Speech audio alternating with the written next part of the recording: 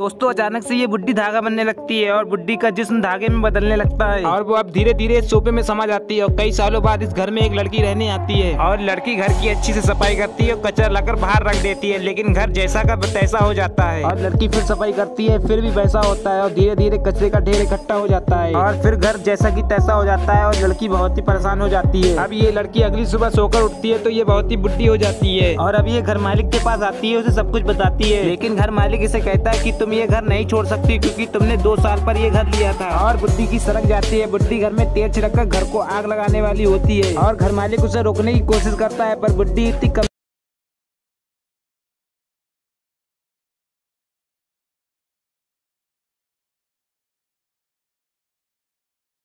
लड़कों के पीछे छोटे छोटे जानवर पड़े हैं जो इनको मार रहे हैं और फिर जानवर इसके पैर को पकड़कर इसके पैर में काट लेते हैं क्योंकि इन जानवरों का नाम गोबलिन है और गोबलिन इनके घर के अंदर नहीं आ सकते क्योंकि इनके घर के बाहर एक जादुई रेखा बनी हुई है और गोबलिन अपनी इच्छा से ही किसी को दिखाई देते हैं। तभी यहाँ पर इसकी बहन आ जाती है, तभी लड़का उसे रोकता है और गोबलिन उसे काटने लगते हैं। तभी ये लोग लड़की को रेखा के अंदर आने के लिए कहते हैं, लेकिन लड़की नहीं आ पाती। फिर उसे गोबलिन काटने लगते हैं। फिर लड़का उसे लड़की को कहता है अपनी तलवार नीचे करो, तभी वो एक छल्ला फेंकता है उसकी तरफ, जिससे लड़की को गोबलिन दिखाई देने लगते हैं। तभी वो गोबलिन को एक करके मारती है। तभी लड़का उसे अपनी रेखा पे खींच लेता है। तभी यहाँ पर और भी गोबलिन आने लगते हैं। तभी घर पर आकर इस लड़के का इलाज किया जाता है, लेकिन इलाज करने से लड़के का पैर जलने लगता है। तभी लड़की बाहर निकलने के लिए जाने लगती है।